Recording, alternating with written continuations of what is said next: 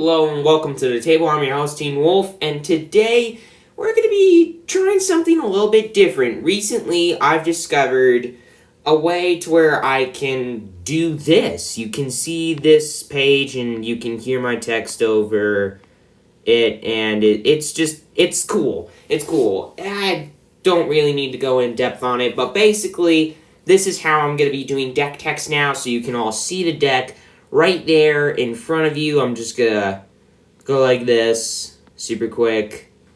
Yeah, there you go. There's the whole deck. I mean, I'm still going to go over it the way that I always do, but now you can kind of see the deck as we go along, and it's better for you, it's better for me, it's better for all of us.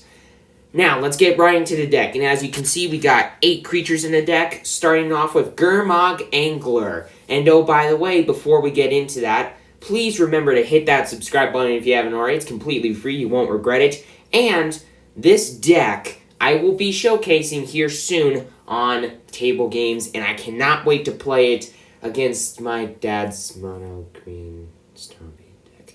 That will be a deck that I talk about in a future video because that's a pretty good deck, and I want to showcase it on the channel. But anyways, first creature in the deck, of the very few creatures in the deck, Gurmag Angler, a 6 and a black 5/5 zombie fish with Delve. So for each card you exile from your graveyard while casting this, makes this cost 1 generic less to play.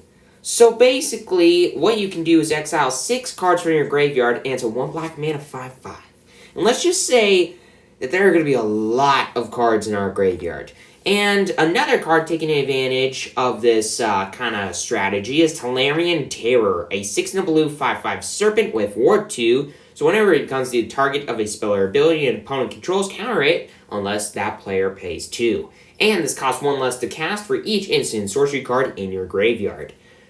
Now, this 5/5 Ward 2 and Gurmag Angler, a 5/5 zombie fish. These two cards are big, right? But they're expensive. But they cost less for the amount of instants and sorceries in our graveyard. Well, if you see that little number right there, instants, that says 27 cards. 27 instants and 2 sorceries. Half of the freaking deck is cards that make Tolarian Terror cost less. And cards that we are perfectly fine exiling with Gurmag Angler. Sure, it's a little bit of a nombo with these cards. These two cards, they're a bit of a nombo against each other. But they work better together than you would think they do. Now let's get into the instants, starting off with Brainstorm. 3 copies of it. It's a 1 blue instant that says draw 3, and put 2 cards from your hand on the top of your deck in any order. Closest Pauper is ever going to get to Ancestral Recall, but it is still a very, very, very, very good card. And we got Consider, 4 copies of it. 1 blue instant that says look at the top card of your library and you can put that card into your graveyard. In other words, surveil 1 and then draw a card. And then this next card, Peek, is a card I don't think nearly enough people know about because it is a surprisingly good card in my opinion. 3 copies of it. Peek is a 1 blue instant that says look at a target player's hand and then draw a card. It's free information and you still wind up with the same amount of cards in your hand. All you have to do is spend 1 blue. You may be thinking, well, this card doesn't seem great and this and that.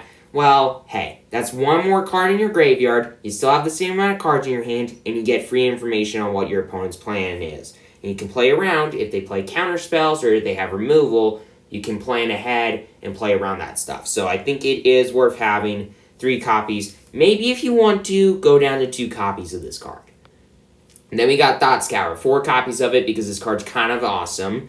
It's a 1 blue instant that says target player mills 2 cards, ourselves, and we get to draw a card. So boom, 3 cards in the bin, including this one, and we still wind up with the same amount of cards in hand, all for a single blue mana at instant speed. This is a very awesome card, and I love it. And then we got Cast Down. 4 copies of it. It is a 1 and a black instant that says destroy target non-legendary creature.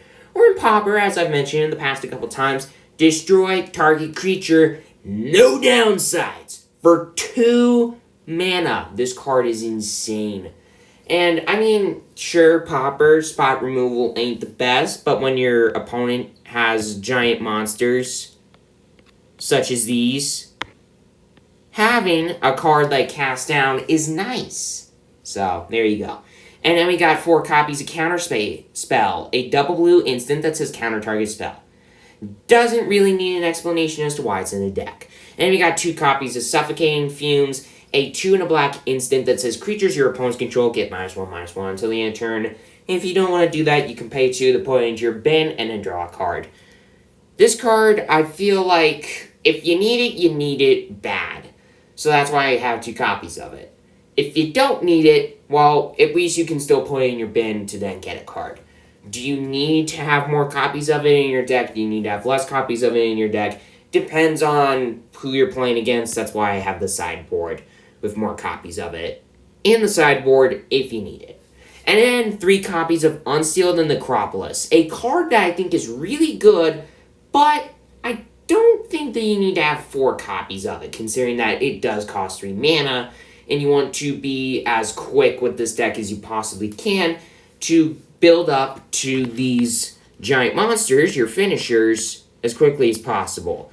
But this card does help you get there faster, so there could be an argument for you having a 4th copy of it in the deck and taking out either a copy of Suffocating Fumes or Arms of Hadar, or maybe even a Counterspell or Cast Down.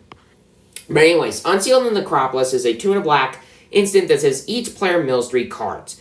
Already fantastic for this deck. And then you can return up to 2 target creature cards from your graveyard to your hand. I've talked about this card recently in one of my most popular videos, actually.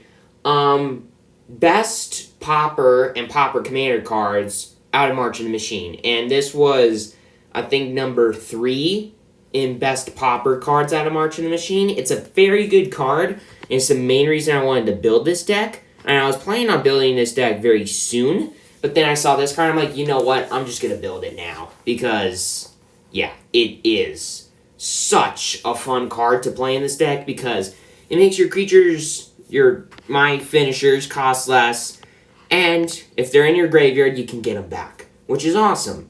But anyways, then getting into the sorceries, 2 copies of Arms of Hadar, a 3 and a black sorcery that says creatures target player controls get -2/-2 until the end of turn.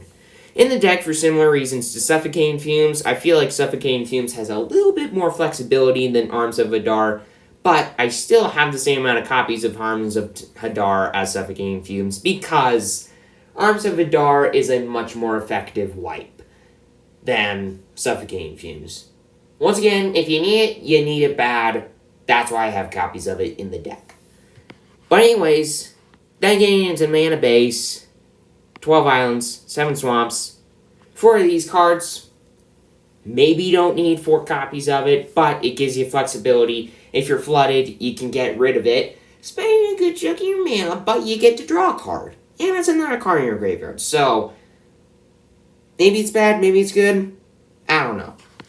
And then the sideboard, I'm not going to go in depth on it. I'm just going to look at this for a second. The numbers, the amount of cards in the sideboard are all the way to your right. So the bolded 1, 1, 3, 4, 3, all those kinds of things. You need more copies of these cards. I got a good amount. Cards that may not be in the deck, like Essence Scatter if you need to counter a creature spell, or Negate if you need to counter a non-creature spell. Fallaji Archaeologist is a card I originally had in the deck, but thought that it didn't need to be in the deck. Could put it in the deck, don't have to. If you're facing off against a quicker opponent, probably could put that in, but who knows. But anyways, that is the deck. This deck is very good in my opinion, and it only costs about $18, or $18 to $19 market value anyways. But, this deck, you don't need to have the sideboard in the deck, so that automatically makes the deck cost 2 less. And there isn't really any way to make this deck more budget-friendly. I feel like every single card in this deck plays a key role in some way. There isn't any card that I think you could have less copies of in the deck. I've tuned this deck a lot. over the past couple of months. That's why it's taking me a bit longer to get out this video.